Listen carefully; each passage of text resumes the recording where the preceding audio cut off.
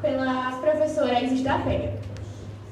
As alunas bolsistas que fazem parte do projeto de pesquisa são eu, Maria Luísa, no caso, Emily Barreto, Emily Vitória e Júlia Menezes. Eu vou falar um pouco agora sobre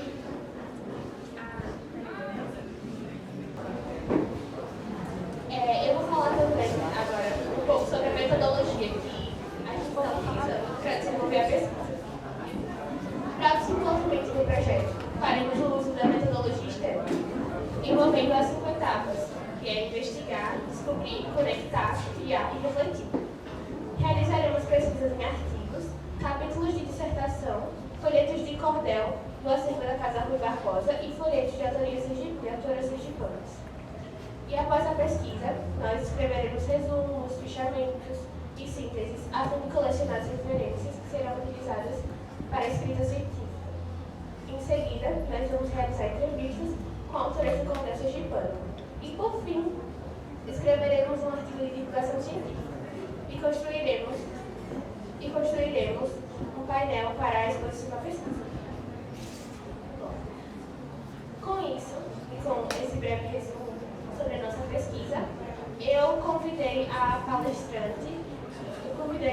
pesquisadora, professora e escritora Emily Barreto, e eu trouxe 3 curiosidades a respeito dela.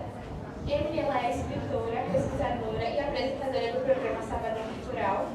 Ela já viajou para a França e ela publicou o Cordel Padrão Gregório, Profeta do Sertão. E em 2020, ela recebeu o Prêmio de Destaque Literário da Academia Forense de Letras. Agora eu vou passar a palavra para ela. Boa tarde, minha gente. Boa tarde. Quanta gente bonita, alguns eu conheço de perto, né? Já tive a alegria de ser professora de alguns de vocês aqui. E hoje estou aqui para falar sobre cordel e um pouco sobre a minha trajetória, né? Primeiro quero começar parabenizando ao professor Jorge Henrique e as bolsistas tão empenhadas, desenvolvendo essa pesquisa muito importante, pois ela toca em 2 pontos muito importantes. Primeiro, a literatura de cordel e segundo, a produção feminina, a produção, né, não só a produção de cordel por mulheres, mas também os cordéis que falam sobre o universo feminino, né, sejam eles escritos também por homens. Vamos começar o nosso diálogo, o nosso debate. Quero ver a participação de vocês. Daqui a pouco vai ter declamação, então vão aí afinando o gogó, viu? Que vocês vão participar, que vai ser bem dinâmica a nossa participação. Esse projeto é muito importante porque ele busca, né, dar visibilidade às produções das mulheres. E eu fico muito honrada em ser uma das mulheres, uma das escritoras que vai passar por aqui para contar um pouco da minha história, do meu trabalho e falar sobre a importância da literatura de cordel, que eu garanto que todos vocês já tiveram contato com esse gênero, no ensino fundamental, no ensino médio. Vi minha cidade, tracei minha identidade honrando meu próprio chão. Me foi dada essa lição quando ainda era criança, e assim moldei minha infância, guardei no meu coração cada gesto de atenção que até hoje me motiva, como uma locomotiva que faz um trem funcionar sem alguém para incentivar. Ninguém é nada na vida. Os textos que eu produzia iam parar na gaveta. Só o papel e a caneta eu mostrava a minha poesia. Mas a vida me trazia muitas oportunidades e minha subjetividade eu desnudei ao declamar. E fui aprendendo a rimar com afeto e simplicidade. Sempre escrevi meu poema por divina inspiração. Grito e indignação muitas vezes foi meu tema, denunciando os dilemas, mazelas da sociedade, mas com sensibilidade, buscando ver cor no escuro e em um governo obscuro defender a igualdade. Que o verso seja uma espada afiada para cortar e que possa penetrar a mente desocupada. Que seja então penetrada pelo gume do saber, que não tenta convencer, mas instruir com precisão, seja o cordel, a lição que ensina o homem a viver. Eu me vejo como escritora pelo espelho da arte, me dividindo em parte de aprendiz a professora e buscando ser promissora da cultura e expressão, preservando a tradição, passando de um para outro e vendo o cordel como ouro que passa de mão em mão. E eu finalizo a minha apresentação dizendo assim: no cordel, mulher tem voz, representatividade, tem jeito, habilidade, grito que ecoa veloz, se opondo à visão atroz que por gênero intimida e de forma desmedida aponta para criticar, mas não mais irão calar outra Maria na vida. É esse meu cordel.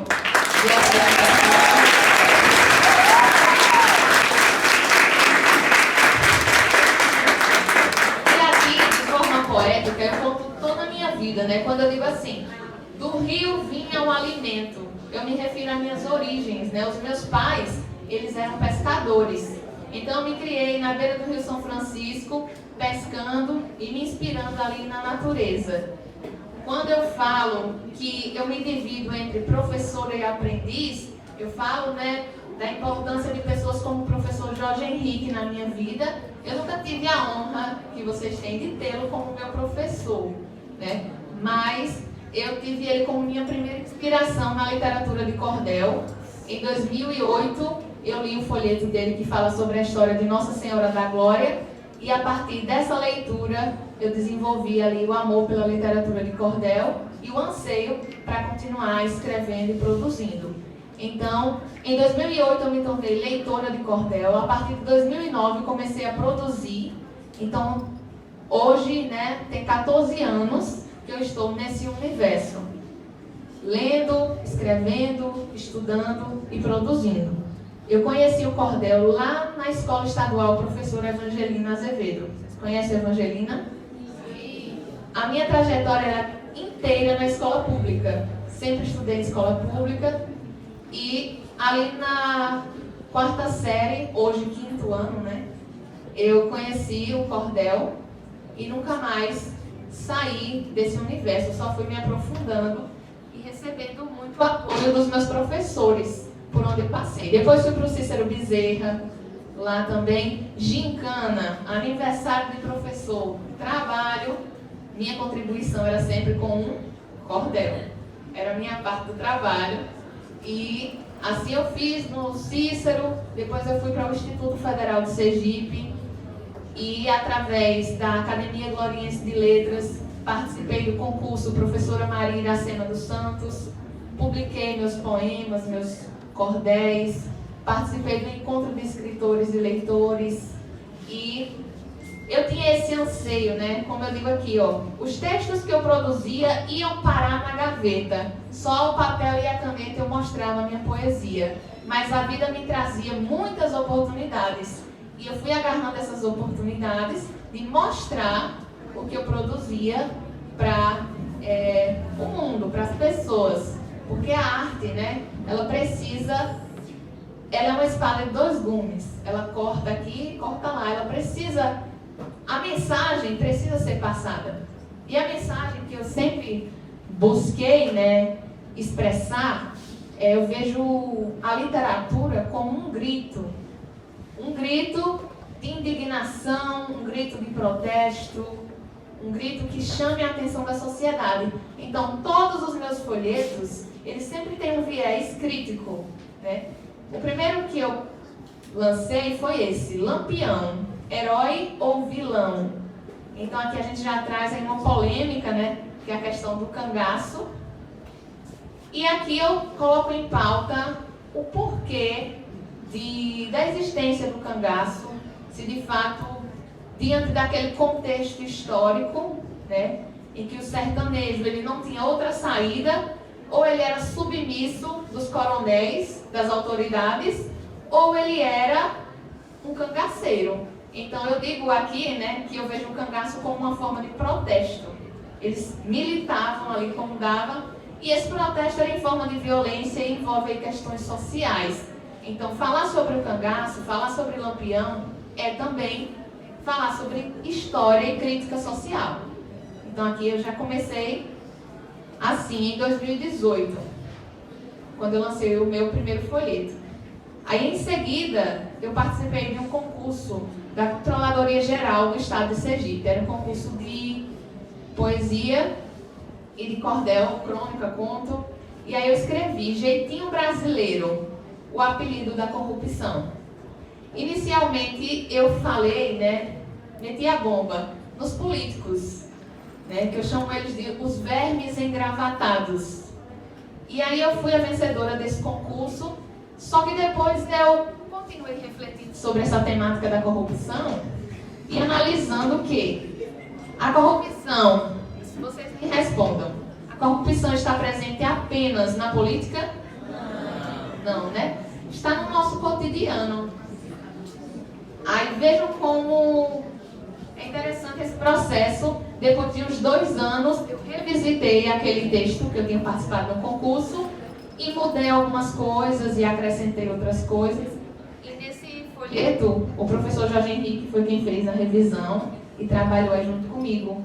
Então eu comecei dizendo assim: na arte da poesia, na eficácia do verso, quero agora indagar como seria o processo se ao invés de corrupto, o país fosse correto. Como seria o país sem a tal corrupção, sem os vermes mal eleitos, movidos por ambição, que pisoteia o pobre e escraviza a nação? Como seria o país sem tantos engravatados, sem o rico no poder, sem o pobre escravizado, sem mãe, pai e família sofrendo desempregado? Aí eu vou falando sobre as autoridades, Aí, na segunda parte, eu já mudo um pouco o tom e eu digo assim: corrupção não é gente, mas tem nome e apelido. É um praticar desonesto, muitas vezes aplaudido, dizendo cheio de gosto: o mundo é dos mais sabidos. A figura desleal, mais presente que jargão, chega a ser enaltecida até mesmo na canção, onde o honesto é mané e o malandro espertalhão. A gente ouve a canção, Malandro é malandro, mané é mané, que nos incentiva a praticar a corrupção como algo bom, como se fosse esperteza, Então, outra temática social que eu trabalho aqui é essa da corrupção. Jeitinho brasileiro.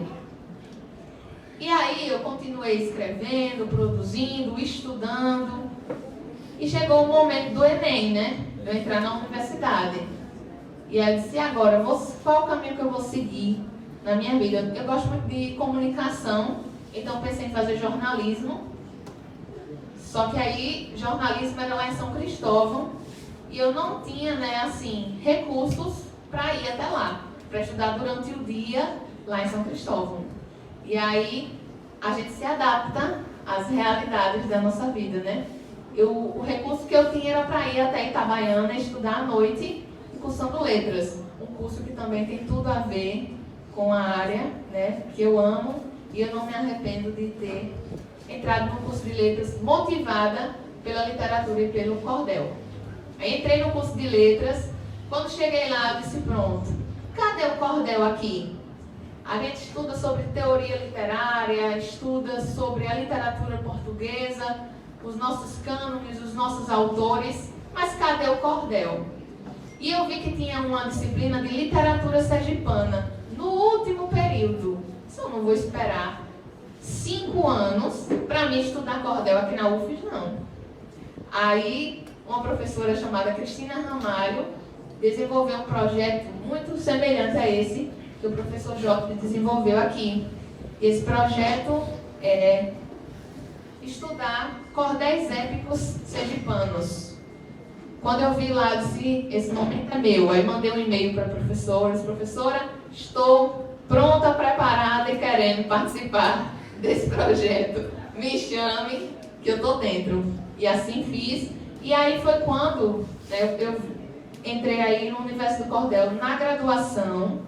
Comecei a pesquisar sobre cordéis épicos sergipanos. O que é um cordel épico?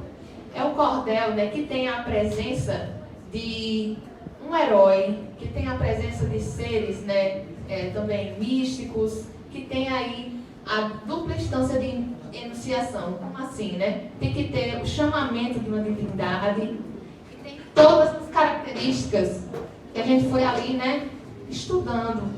E aí, nessa perspectiva, eu estudei o cordel do Jorge Henrique, que fala sobre Nossa Senhora da Glória. Estudei o cordel que fala sobre Zé Peixe. E aqui alguém conhece a história de Zé Peixe? Zé Peixe é muito importante na história de Sergipe. E aí... Pronto. E aí eu fui, né, estudando os cordéis épicos sergipanos. E nesse caminho surgiu a oportunidade da gente ir até a Universidade de Poitiers, na França, para participar de um...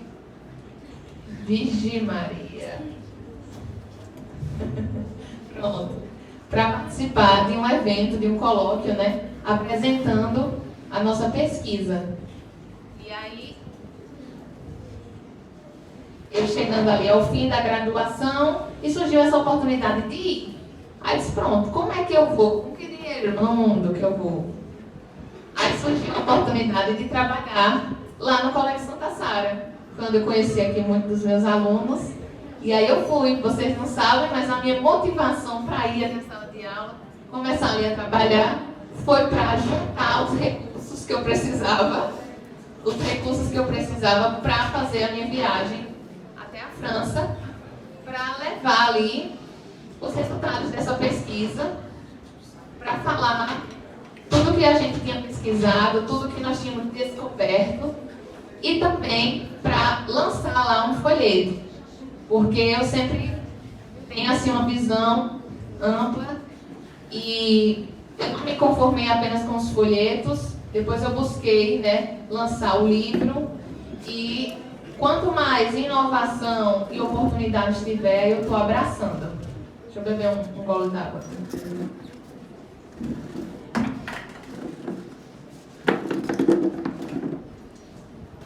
Pronto. Aí, trabalhei que só pega. Manhã, tarde e noite, estava eu dando aula e juntando dinheiro para ir até lá. Aí vem uma pauta, né? Essa questão dos recursos, que muitas das vezes nós não temos, né? A universidade não tinha como me dar o apoio total para mim ir até lá.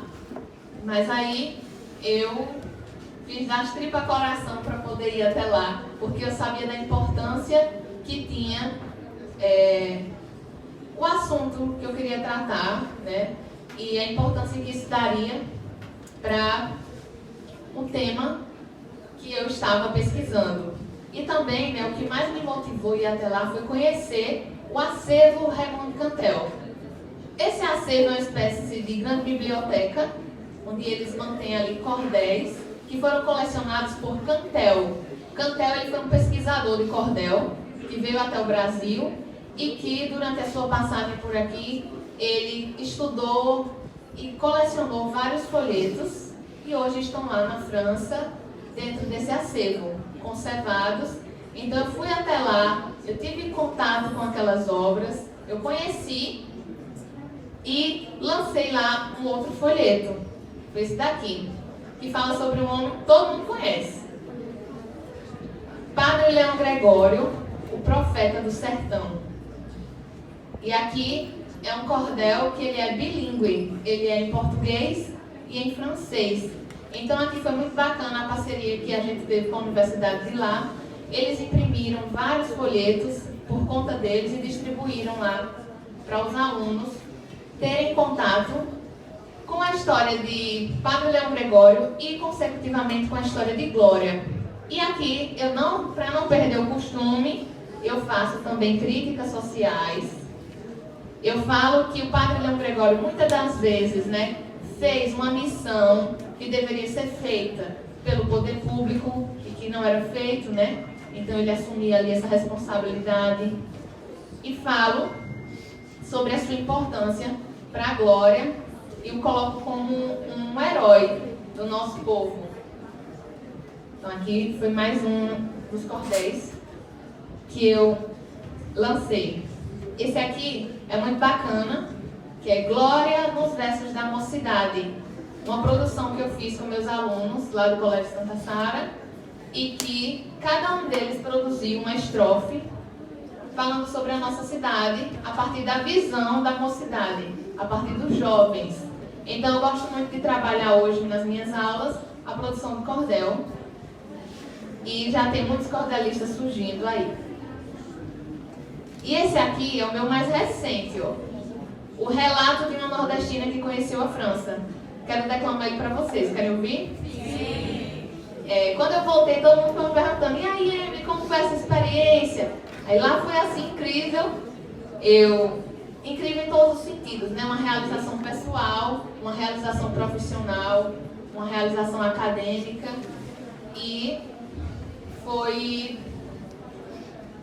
como uma recompensa, né, de todos os anos que eu passei ali plantando, e ali foi como uma colheita, e abriu um universo de possibilidades na minha cabeça, e também de gratidão por todo o meu percurso no ensino público, né? Porque eu, enquanto filha de pescadores, enquanto uma pessoa pobre, eu não imaginaria que um dia eu estaria ali em Paris, e eu não imaginaria que eu estaria lançando uma obra em literatura de cordel na França. Então, são sonhos que a educação colocou no meu caminho. Quem me permitiu sonhar, quem me permitiu realizar tudo isso, foi a educação. Foram meus professores do ensino fundamental. Para aquela primeira professora que pegou o meu cordel, meu primeiro cordel, eu dizia assim: eu sei que ser pescador é difícil e bem cansado. Esse trabalho não é para quem é muito fraco. Se acorda de manhãzinha e vai logo se arrumar, pega a tarrafa e o remo e vai para o rio pescar. Trabalha o dia inteiro para o seu ganha-pão tirar. Então esse foi o primeiro cordel que eu escrevi na minha vida, e a minha professora pegou e viu o potencial naquilo e me motivou a continuar. E todos os professores que passaram pela minha vida, e principalmente a oportunidade de estudar em uma universidade, a oportunidade de ter bolsas, a oportunidade de ter, como me manter lá, são políticas públicas que são defendidas por alguns governos e são criticadas e tentadas, sofrem tentativas de serem excluídas por outros governos. Então, eu sou grata, porque eu tive a oportunidade, de ter acesso ao ensino público e de através da educação, conseguir realizar os meus sonhos e de ter aí uma série de possibilidades na minha frente. E a minha história é a mesma de muitos de vocês, Acredito que aqui a gente tem uma pluralidade de classes sociais, e algumas pessoas têm mais recursos do que outras, mas todos nós aqui somos agora frutos do ensino público.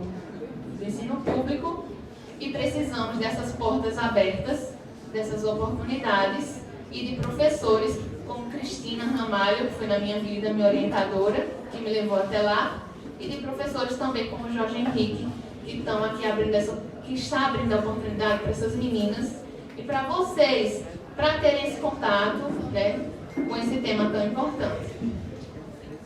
E aí, eu vou declamar para vocês agora o relato de uma nordestina que conheceu a França.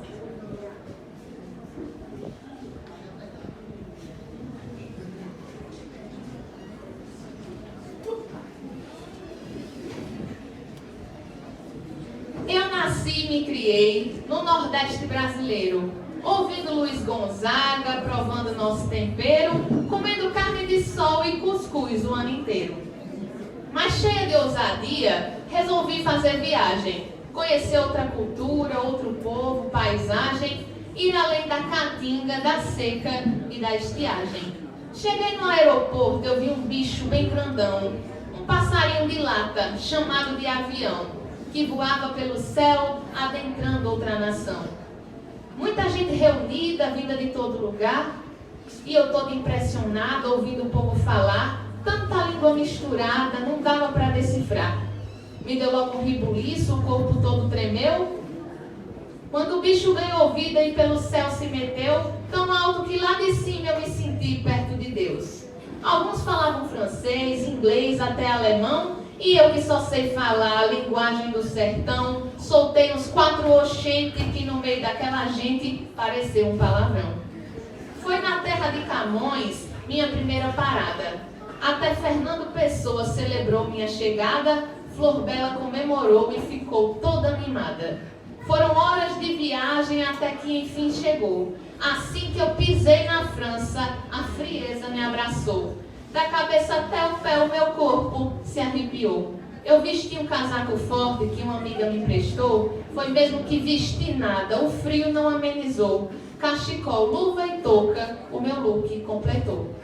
Andando pela cidade, eu vi algo sensacional. A torre iluminada, feito um cartão postal, para minha existência, um momento triunfal. O meu sorriso se abriu, vendo a torre alumiar. Eu estava em Paris, quem podia imaginar que uma menina sertaneja poderia ali chegar? Eu levei meu chapéu de couro, meu povo, minha história. Diante da Torre Eiffel, eu relembrei minha trajetória. Eu ali representava um pedacinho de glória. No topo da Torre Eiffel, observei a cidade. E de repente eu vi a neve cair com suavidade. Parecia mesmo um sonho, mas era realidade. Fiquei boba com a cena, fortemente emocionada. Fomos em um restaurante com cadeiras na calçada. Pensei em comemorar, pedindo uma feijoada. A culinária francesa me pegou desprevenida. Só se viam por ali outro tipo de comida. Tanto prato esquisito como eu nunca vi na vida. Era tudo do avesso. O doce era salgado. Já o salgado era doce e estava tudo trocado. O meu paladar, coitado, não estava adaptado. Eu gostei do croissant, do queijo e da baguete. Comi até ovo cru dentro de um espaguete. Claro que combinaria melhor numa omelete. Tinha um ônibus gigante andando embaixo do chão. Descobri que era metrô, sua denominação. E eu percorri Paris inteira, de estação a estação. Na primeira vez de trem, curti muito a viagem. Campos verdes tão bonito que pareciam miragem. Fui o percurso inteiro admirando a paisagem. Chegamos em Poitiers, cidade acolhedora. Através do intermédio de incríveis professoras, o meu passo internacional na carreira de escritora. Conheci todo o acervo do pesquisador Cantel. A cultura nordestina era ali o meu troféu, lançando em terra francesa meu folheto de cordel. Em toda essa aventura, estava bem acompanhada. Por causa do fuso horário, passei noites acordada, nem gastei tempo dormindo, eu não ia perder nada. Além do Museu Picasso, eu fui no Louvre na missão de conhecer Mona Lisa, segurar na sua mão, lhe mostrar o meu chapéu que eu trouxe do meu torrão.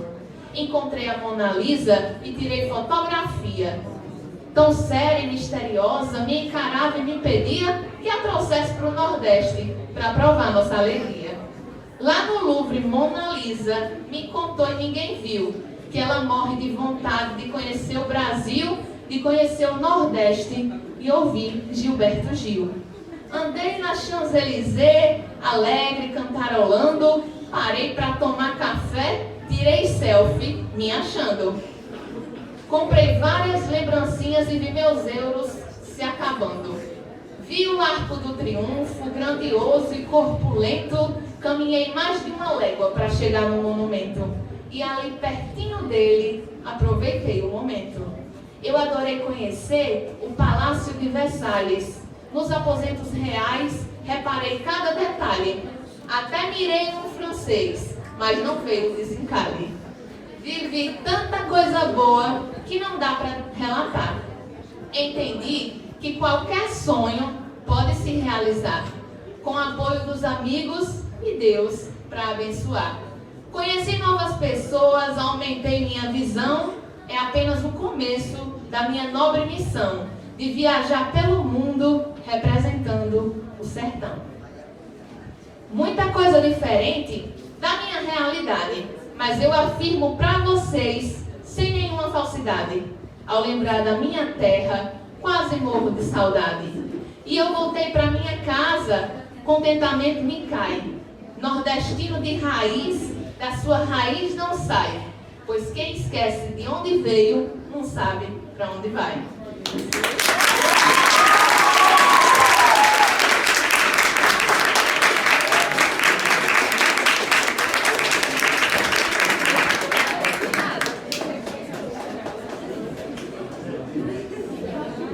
E aqui eu resumi, né, a aventura que foi ir até lá.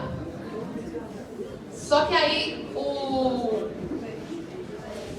trabalho não parou por aí, né? E agora eu estou pesquisando as mulheres cordelistas. Fica todo mundo animado, né?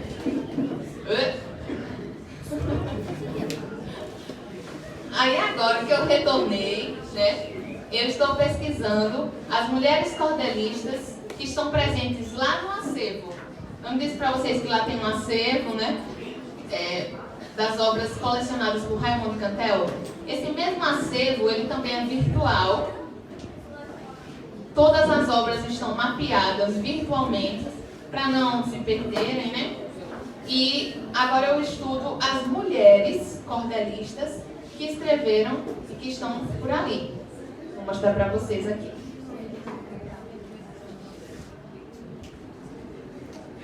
Aí tem alguns dos folhetos que eu já apresentei para vocês.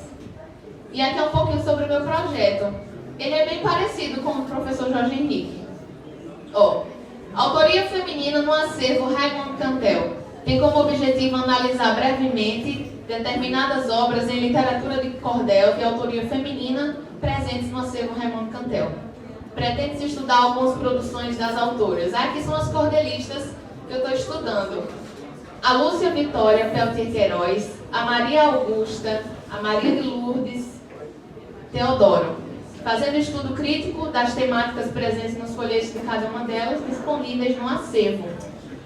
E aí, o meu objetivo com essa pesquisa é fazer um apanhado sobre a literatura de cordel, um apanhado histórico, fazer uma retrospectiva da história das mulheres cordelistas, né, todos os desafios enfrentados ao longo da história, falar sobre a importância desse acervo e, por fim, fazer uma análise da obra de cada uma dessas autoras.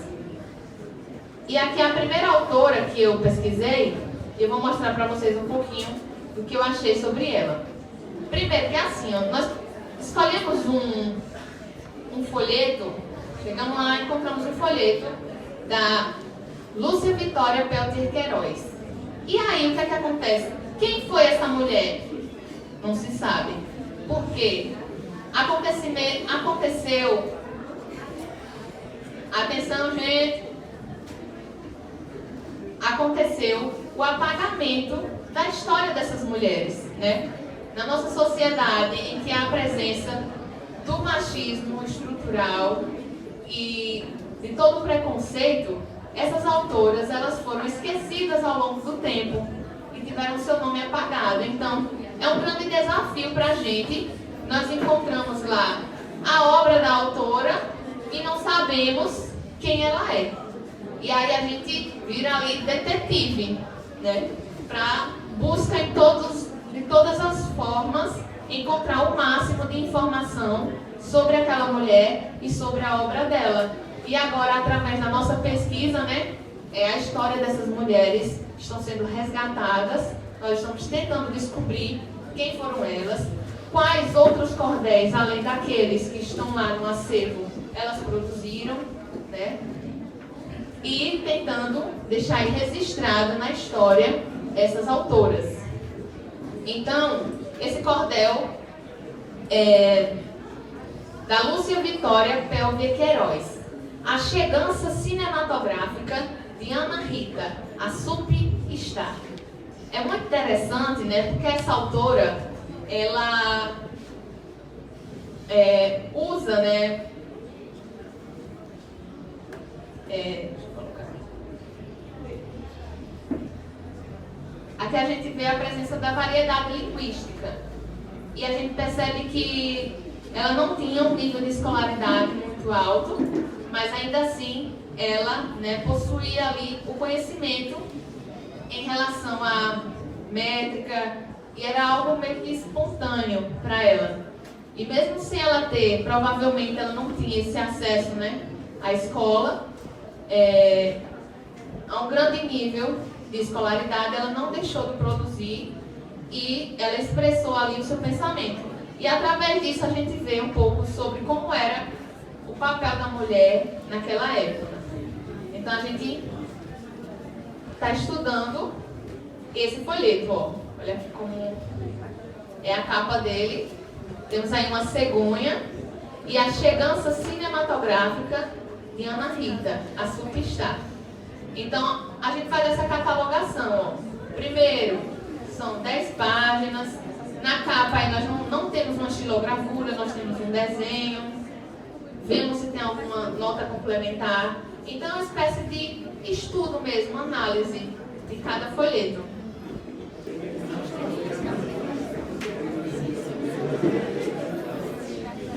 Ó, aí ela diz o seguinte, ó. Nosso Senhor cardeloso, construtor desse mundão, nunca deu asa à mulher, só deu costela de Adão. É que o divino sabia, com harta sabedoria, que mulher tem muita treta, tem arte e figuração, e só fica satisfeita após chamar atenção. Então, nas obras dela, nós percebemos, ó, ali dá pra ver lá em cima, ó, Nosso Senhor cardeloso, construtor desse mundão, nunca deu asa à mulher. Então vocês percebem que ela escreve com fortes marcas da fala, com fortes marcas da oralidade. Então essa foi uma característica que a gente encontrou nessa autora. Resumindo para vocês o que é esse cordel. Ela fala sobre o nascimento de uma criança. Ela fala sobre a chegada de uma criança. E aí a gente percebe o quanto, né, essas autoras ali do século XX, que no caso ela é do século XX, ela, né, tratava de temas como, por exemplo, a maternidade.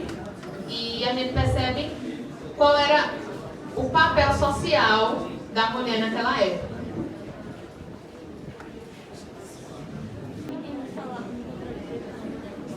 E eu só estou trazendo esse exemplo aqui para vocês verem como funciona. Dizer assim, não, uma pesquisadora de cordel, mas como é essa pesquisa, né? É o seguinte, a gente escolhe o tema e vai se aprofundando nele. A gente resolveu estudar as autoras que estão lá naquele acervo, né? Aí nós escolheu a autora e agora é um processo de investigação sobre ela. Aí eu vou lendo as obras dela. Aí, através dessa investigação, já descobri que, muito provavelmente, ela, né, morava ali na Bahia. Isso a gente vai, né, é tudo uma grande hipótese. A gente não tem certeza, mas a gente vai criando ali hipóteses e reunindo dados sobre essas mulheres, sobre essas autoras. A gente descobriu também nessa pesquisa que ela tem outro cordel, que fala sobre maternidade também, que é a chegança de João Manel nesse mundo de Nosso Senhor, que ela escreveu uma biografia de Rodolfo Coelho Cavalcante. Aí nesse cordel de Rodolfo Coelho Cavalcante, a gente já percebe que a escrita dela já não tem mais tantas marcas da oralidade. Aí a gente se pergunta, será que de fato ela não tinha acesso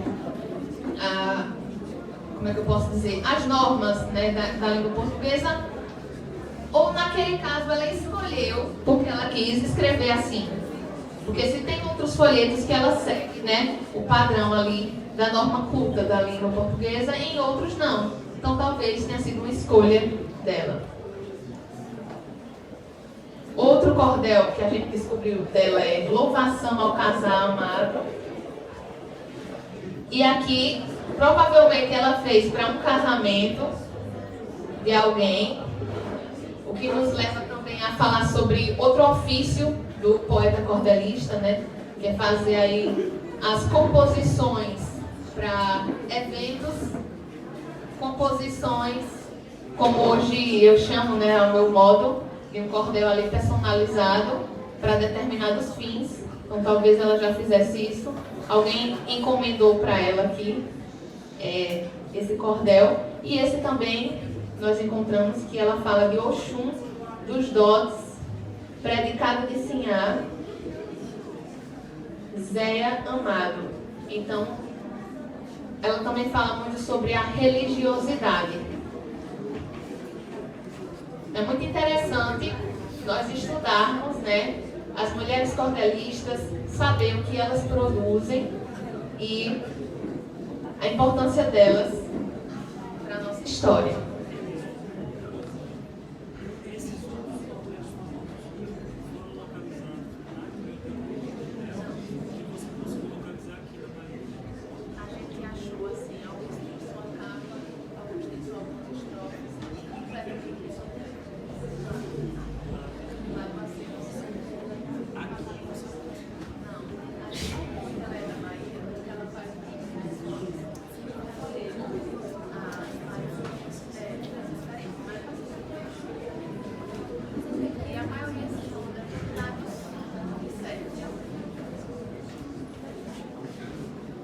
E aqui foi só para vocês verem um pouquinho aqui dessa minha pesquisa.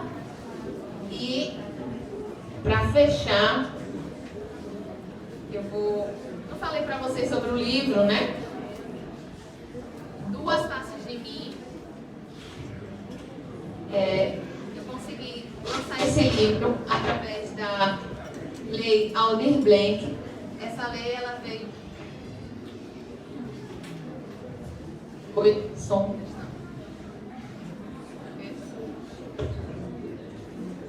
Essa lei, ela veio para dar assistência aos artistas diante do contexto da pandemia. Então, eu participei do edital e aqui em Glória fomos 3 premiados que tiveram aí a oportunidade de lançar o seu livro, e um deles foi o meu. E aqui, esse livro se chama Duas Faces de Mim, porque hoje meu chapéu, eu emprestei meu chapéu, diga a João Gabriel, eu estou mandando um puxão de orelha para ele. Eu estou sempre de chapéu, viu? É a minha marca, meu chapéu de couro. Eu emprestei meu chapéu para João Gabriel dançar de lampião, e ele não me devolveu. Eu não gosto de emprestar meu chapéu. E eu estou sem meu chapéu hoje, mas geralmente eu estou assim. Que essa é a minha face cordelista. E a outra face, né, eu me refiro também à poetisa, porque esse livro ele é dividido em 2 partes, cacto e flor. A primeira parte são cordéis e a segunda parte são poemas. E aí eu vou findar aqui.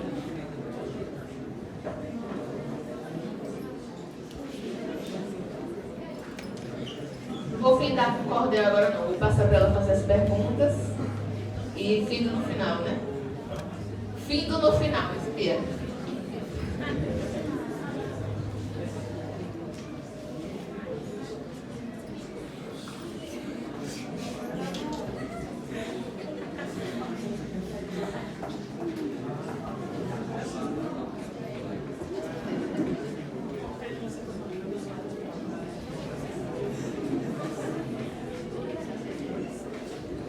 Então, ela vai fazer algumas perguntas, mas eu também abro para vocês.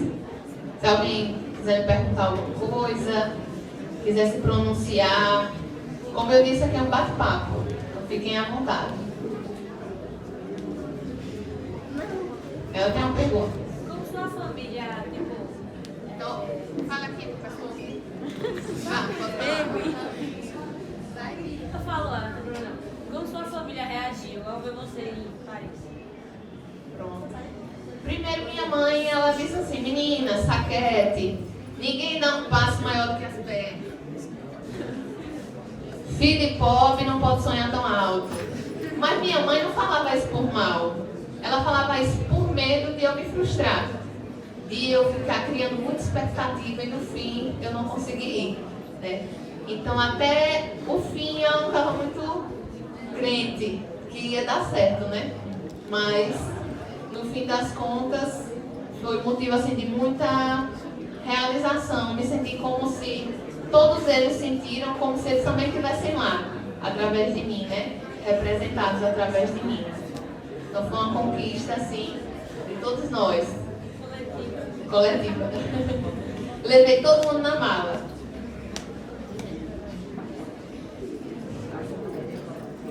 Você enfrentou algum tipo de preconceito ao decidir escrever esse contexto, considerando que por muito tempo essa foi predominantemente masculina? E se sim, você poderia compartilhar alguma experiência específica em como você levou com ela?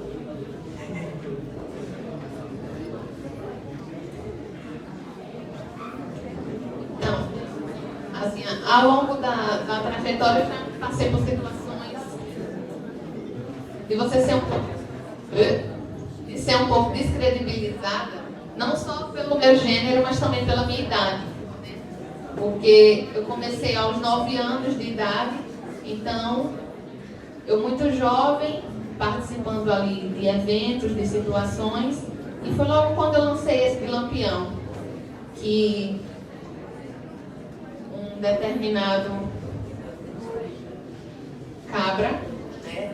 Ele pegou assim, aí pegou, tava lá na minha banca vendendo, né? Aí ele pegou, ficou com um lápis contando as sílabas poéticas, porque o cordel, né? Ele é todo metrificado. Então, cada verso ele tem 7 sílabas poéticas. E ali ele foi na minha banca e ficou meio que tentando corrigir o meu cordel na minha frente ali. Na hora que ele estava comprando, né? Nesse caso ele estava expondo junto comigo, que ele também era cordelista. A gente estava num evento lá em Laranjeiras. E ali ele pensou, essa menina, você pegar o cordel de outra pessoa para corrigir na frente dela, sem ela me pedir, né? Aí ele ficou ali contando as sílabas e tentando corrigir, né, o meu cordel diante de mim e falando, né, do quanto ele era maravilhoso e do quanto eu tinha a aprender com ele.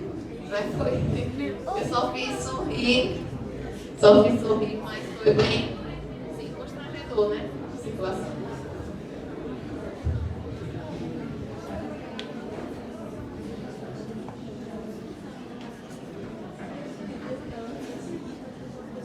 Vocês fariam?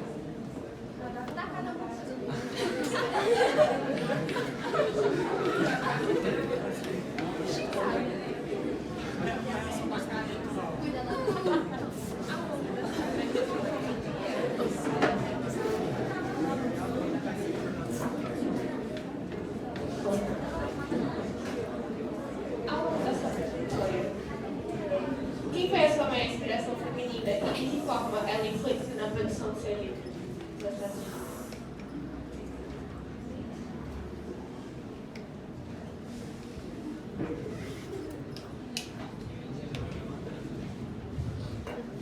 Estou tentando lembrar de um verso aqui que eu procuro falar.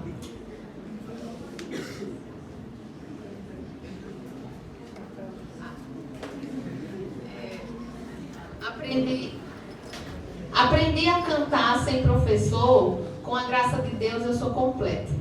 Você vem me chamar de analfabeto, exibindo diploma de doutor? No congresso que eu for competidor, vou ganhar de você de 10-0. Meu amigo, lhe sendo bem sincero, se eu deixar de cantar, não sou feliz.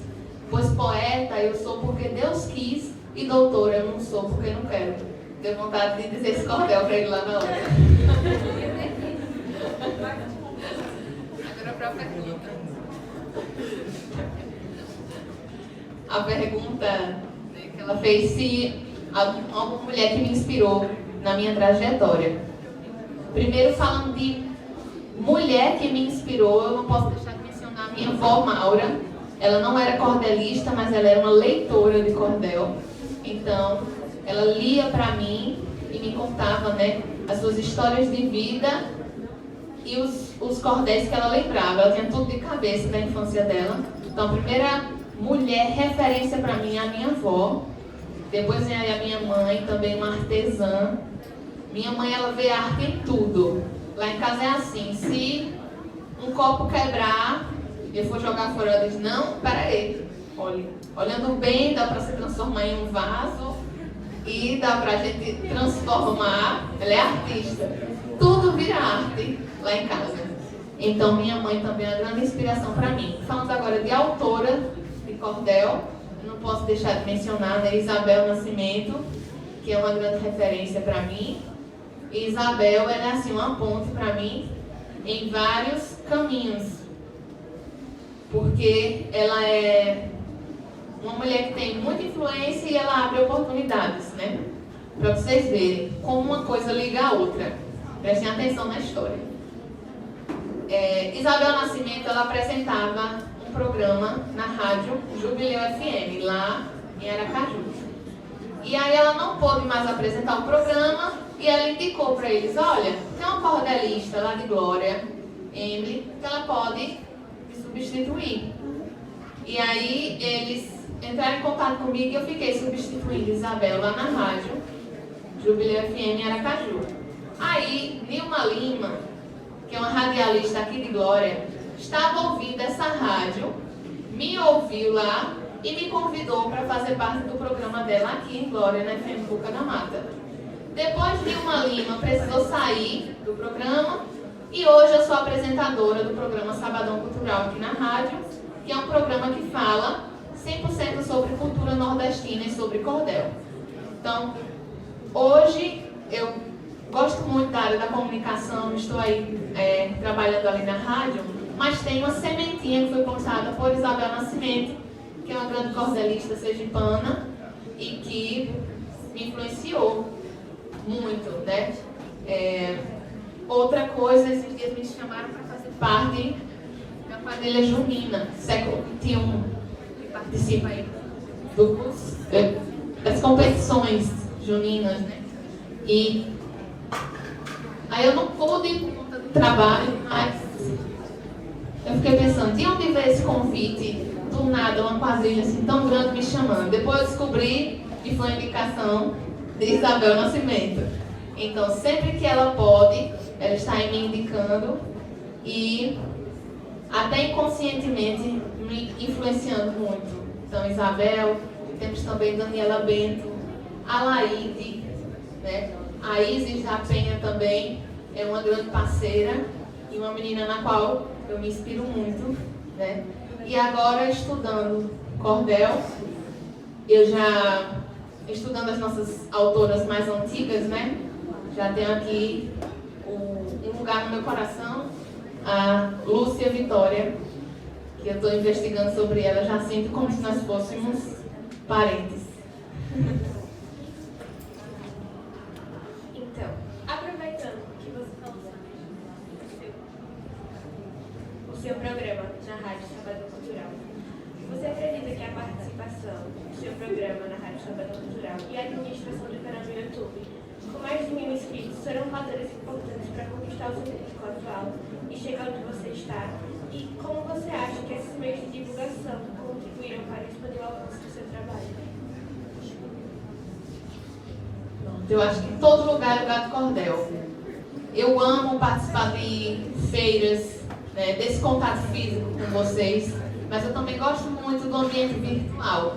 Então, meu primeiro público foi no Wattpad. Vocês conhecem o Wattpad aqui? O aplicativo, né, de leitura e de escrita. Então, eu comecei a escrever lá no Wattpad, que já é um aplicativo virtual. Depois eu criei no Instagram uma página, Um Amontoado de Versos, e no YouTube um canal, Um Amontoado de Versos. E hoje, né, eu faço aí declamação, gravo vídeos, posto no Instagram quase que semanalmente, posto no canal e também na rádio. E é muito bacana porque assim a gente atende um público bem diverso, né? Desde adolescente até idosos na rádio. E não só idosos, né, que ouvem o programa na rádio. É um público bem diverso e é muito bom essa troca. Todos os sábados eles já estão ali esperando. E ai de mim no dia que eu falte, viu? Eles procuram saber o que foi que aconteceu com Emily, que não apareceu na rádio, para almoçar junto com eles. Que o programa começa meio-dia e vai até às 14 horas. Então, eles já gravam áudio para o programa e eu já escuto a colher batendo no prato de fundo. Então é muito bom. É como se nós pudéssemos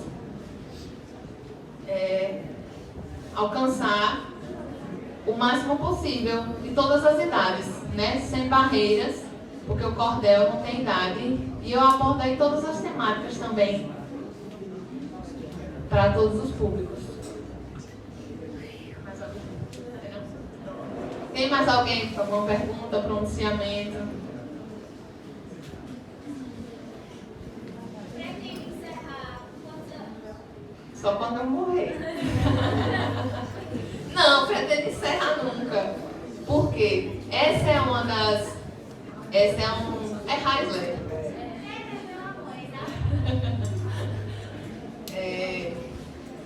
Essa é uma das coisas que eu digo para os meus alunos. Ó, gente, vocês escrevam para publicarem a antologia, virarem escritores e ganharem a imortalidade, né? Porque nós somos imortais. O escritor nunca morre. Então, quando eu partir, vão ficar aqui esses e mais um bocado, né? Que eu acho que vai dar tempo. Daqui para lá vai dar tempo de eu lançar mais um bocado de cordel. E aí, não são apenas palavras, né? Mas são meus ideais, são meus pensamentos que ficam eternizados. Eu sei que eu vou passar por muitas fases na minha vida. Passei pela infância junto com o cordel. Passei pela adolescência junto com ele. Estou na vida adulta, não pretendo largar, né? E em todas as fases da minha vida eu quero continuar estudando, aprendendo. Hoje mesmo já saio daqui com uma experiência muito diferente. Nunca tinha feito uma palestra para tanta gente assim. Não considero nenhuma palestra, considero mais uma prosa, né? Um bate-papo, porque eu não sei ser formal, não. Vai ser assim. E cada dia eu pretendo aprender um pouco mais. Só se o cordel me largar, mas eu não pretendo largar ele, não.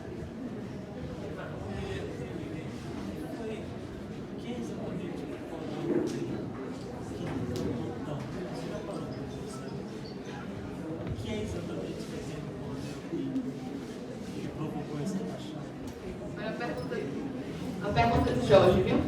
O que exatamente o cordel tem que me encantou tanto? Agora, fiquei sem falar. Não, mas é um importante ponto. Eu acho que o cordel ele tem identidade. Ele tem raízes, né? Essa questão da ancestralidade, das nossas origens. Porque ele é nordestino, né? Eu acho que o meu amor pelo cordel está diretamente ligado ao meu amor pelo Nordeste, né? Pela nossa cultura, pelas nossas raízes. Eu não conseguiria separar, né? Então eu acho que é o lado original e regional. Eu digo que eu não consigo falar de forma tão formal, né? Acho que o cordel também é assim, acho que ele é parecido comigo, né? Que ele fala sobre um assunto sério, mas de uma forma dinâmica, de uma forma oral, né? Então eu acho que a gente é muito parecido, por isso que eu gosto tanto dele. A minha alma gêmea, o cordel. Agora foi uma declaração de amor.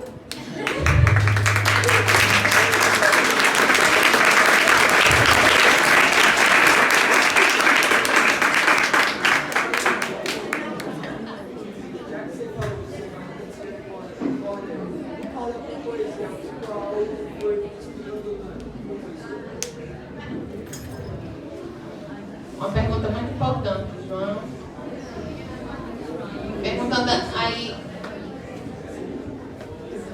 Eu falei sobre o cordel, agora eu vou falar sobre a poesia, né?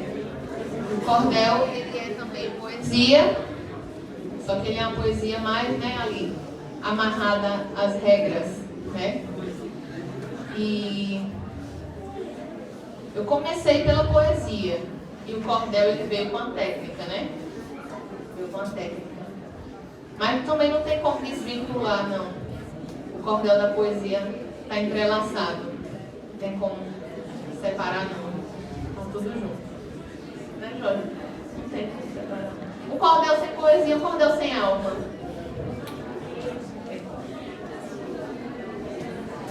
Quantos anos você tinha quando publicou os cordéis? Eu comecei a escrever com 9 anos, né? E aí, o primeiro texto que eu lancei em uma antologia, eu tinha 13 anos. E o folheto mesmo, eu tinha já 18. Aí foi 18, 19, 20, 21, 22. Que 22, então parei aí.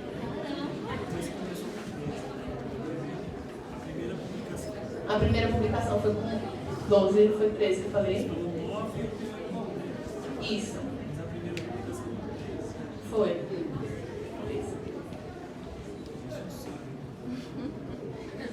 13 é um número bonito, né?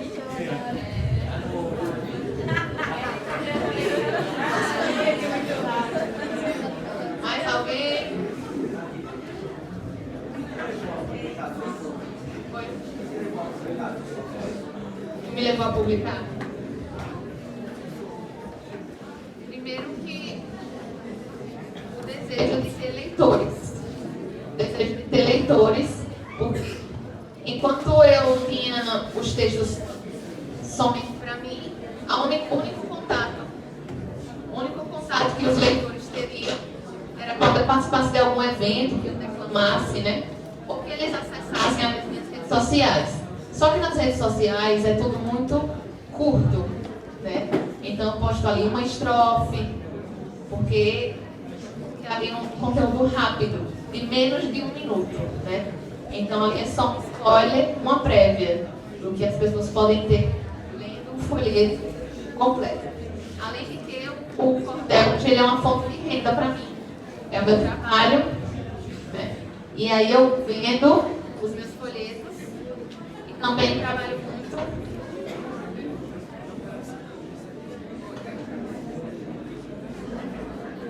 Trabalho.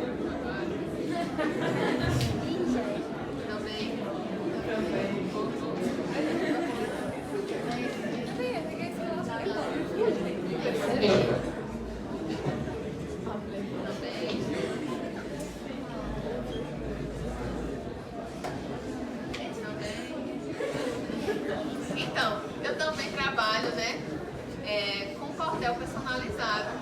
Faço cordel de aniversário, de casamento, homenagem para finado, batizado de menino. Então, tudo. Vocês pensaram, já fiz cordel para tudo nesse mundo. Esse mês mesmo assim, vou ganhar muito dinheiro, foi em Deus. São várias quadrilhas juninas, são várias apresentações que estão aí contratando para me fazer os cordéis específicos para cada situação. E os folhetos, né, é também uma fonte de divulgação e renda. Mais alguém? Já estamos chegando perto do final. Mais alguém gostaria de fazer alguma pergunta?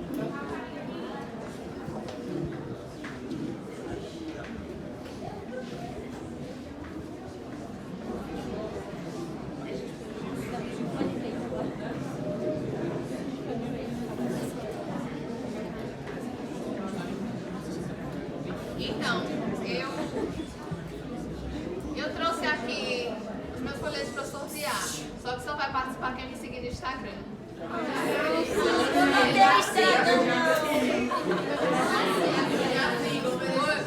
sigam aí, ó. Para vocês participarem do sorteio, vai ter livro. Sorteio pra gente. Eu não tenho Instagram. Eu não tenho. Pega o Instagram no banho.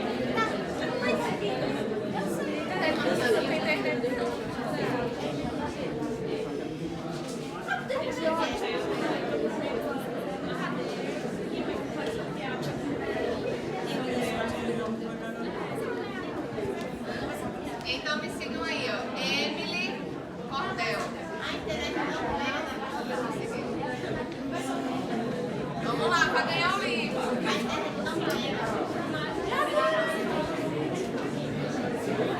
Tá com a tá aí.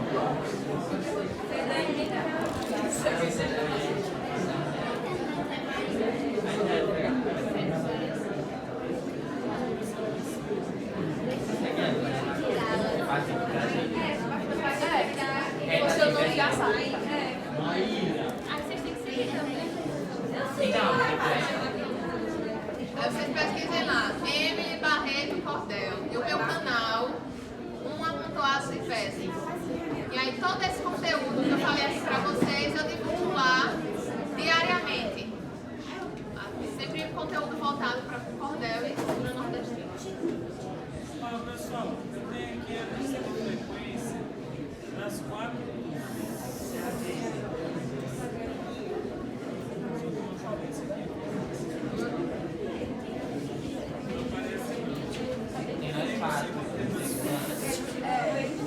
Como é que a gente faz para sortear? Vai atrás da lista com a Aline. Quando ela pega e fala o número de cada turma. Não tem não, sabe? Professor, tem que ir atrás da Aline pra pegar a lista, então.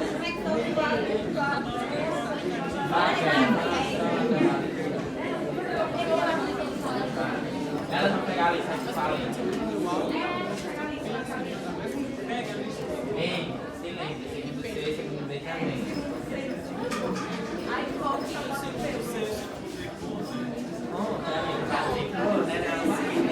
Aqui é segundo.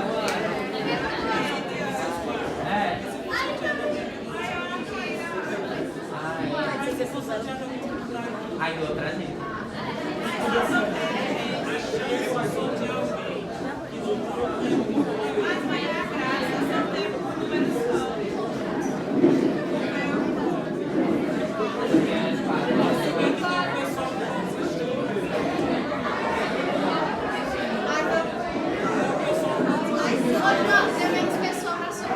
Vai ter um sorteio.